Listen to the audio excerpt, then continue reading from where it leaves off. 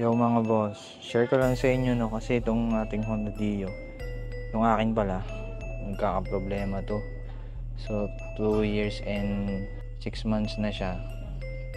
Nakatatlong battery na ako nitong OD gel battery na to. Tatlong beses ko na napalitan. Ngayon, naisip ko baka may mas matinupang baterya o kaya naman may mali sa motorsiklo ko.